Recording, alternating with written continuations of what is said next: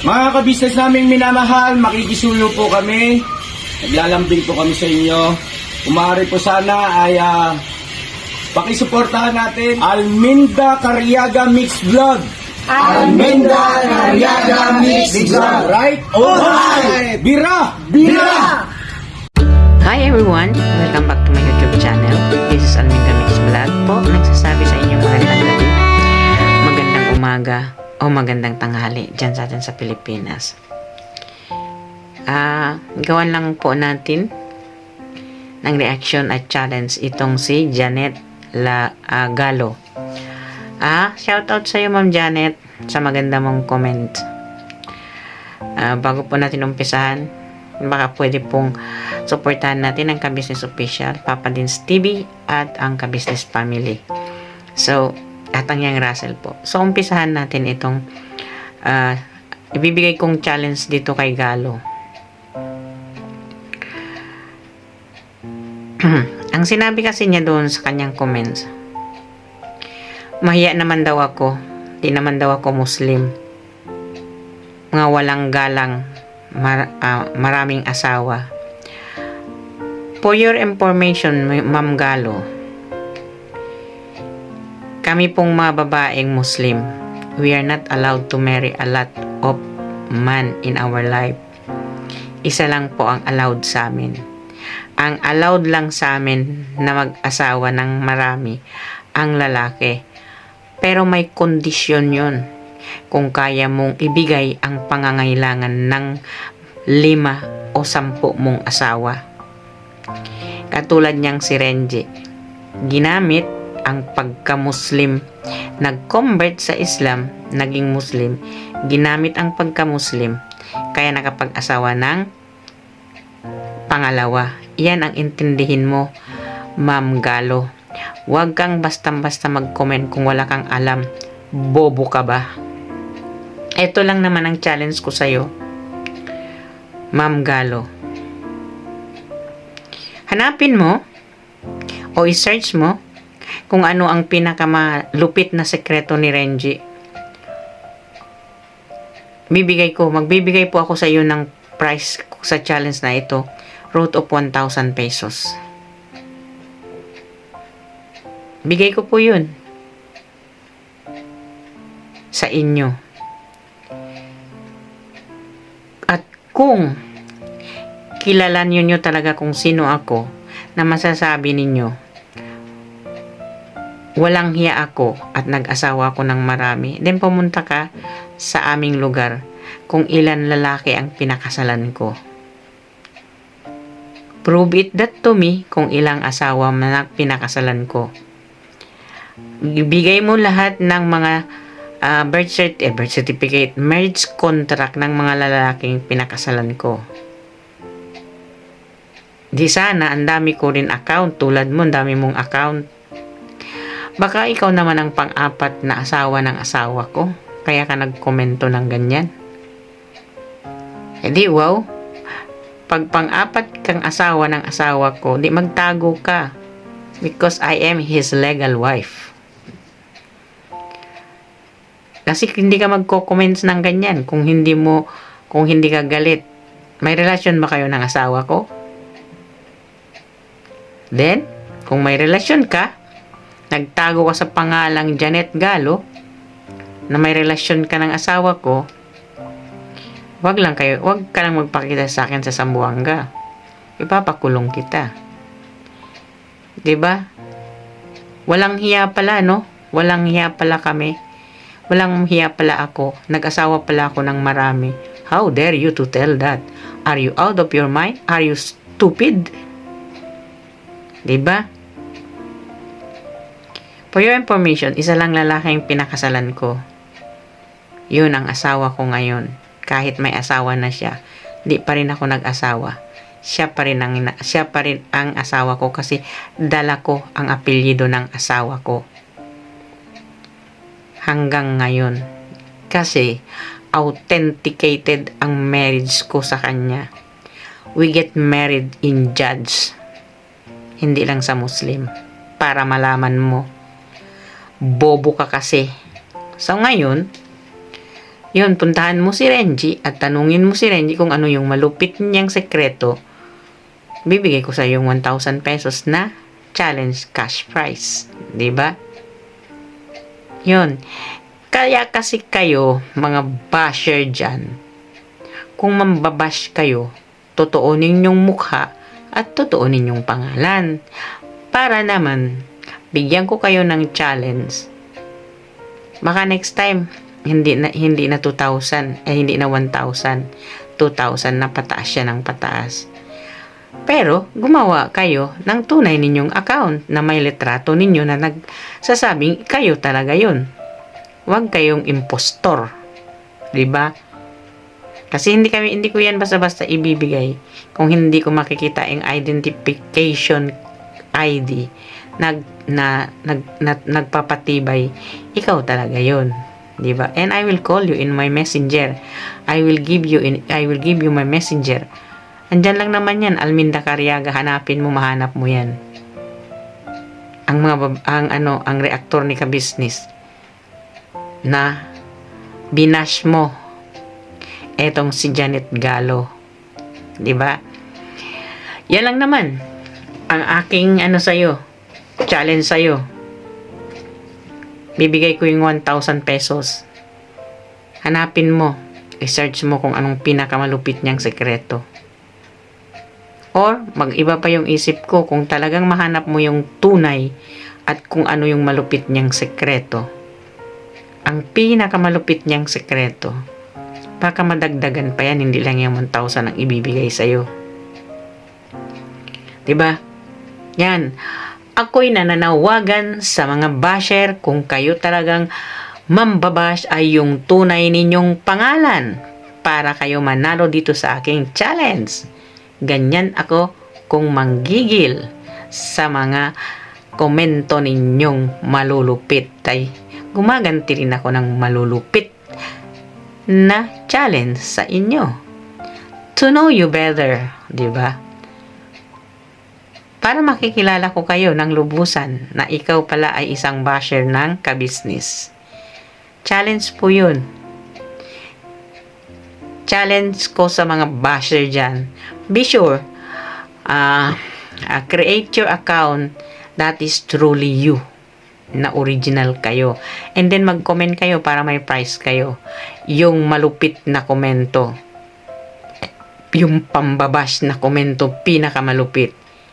I-challenge ko yun sa inyo. Kung masasagot ninyo yun, sa inyo nang tumatagintin. Hindi ako magbibigay ng daan. 100, 200. No, I will give you 1,000, 2,000 to 3,000 pataas. Yung pinakamalupit na basher dyan. I started now. Kaya hinahamon ko to sa challenge na ito. Itong si shoutout sa'yo, Miss Janet Galo. Sino pong nakakakilala nito, sabihin ninyo sa kanya. Panoorin niya itong video ko nang makuha niya yung prize niya. Simple lang. Yung malupit na sekreto ni Renji ang hanapin mo. Ang iniidolo ninyo. Di ba? Mag-isip na ang mga base dyan kung ano yung pinakamalupit. I just give you until Friday kasi kung makukuha mo talaga yung tamang sagot kung ano yung nandito sa akin, then I will give you the money. I will send you next Friday. Yung pera kasi po, Friday lang ang off ko. So, if you are living here in Bahrain, then meet me. Take with you your CPR. Take with you your passport. I will give you the money and give me the right answer. Then, ibibigay ko yun doon sa aming secret na talagang alam mo yung malupit na sikreto ni Renji. Kung ikaw naman ay nandyan sa Pilipinas, Miss Ma'am Janet Galo, then mag-umpisa ka na tomorrow mag-research kung anong pinakamalupit na sekreto ni Renji. Hindi yung pambababae niya, hindi yung pag-aasawa niya ng marami. No, that's not the answer. Diba? Yun. So, Ganito lang yan. Ako po ay humihingi lang ng permiso dito kay Mr. Ka-Business. Kina-challenge ko lang po itong mga basher nating malulupit. Bigyan natin ng kaunting blessing galing sa puso. Para naman po ito ay makapag-isip ng matino. 'Di ba? So, sa mga reactors at sa mga kagwang, no coaching. Walang sinong magko-coach at hindi kayo kasali dito sa challenge. Sa mga basher lang to. Diba? And then, pag makuha mo na yung the right answer, call me in my messenger. I want to talk to you face to face. Give me your details, na original details that is yours, identification ID, and your bank account. I will send you the money. Diba? Walang impostor dito sa Ka-Business official. Sa mga reactor ni Ka-Business, bawal ang impostor. Kasi kami mga reactor, totoong pagmumukha namin ito na nandyan nagre-react sa inyo. Itong kapangitan kong ito, totoong mukha ko po to. Ikaw, Ma'am Galo, nagsasabi kang maraming asawa. Sa pagmumukhang ito, sa kapangitan ko ito, makapag-asawa ako ng 10. How dare you to tell me that? Pag maganda ako, okay, siguro. Makapag-asawa pa ako ng 2. Pero sa kapangitan ko to, isa lang naman ang nagmahal sa akin, yung asawa ko. Kasi naduling yun.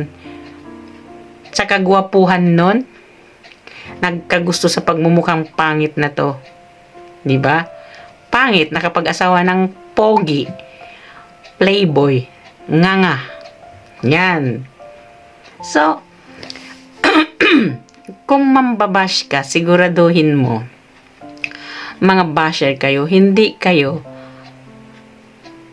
mabalikan ng komento ninyo. Be wise. Kaya tayo laging pinagsasabihan ng mga Arabo, mapimuk.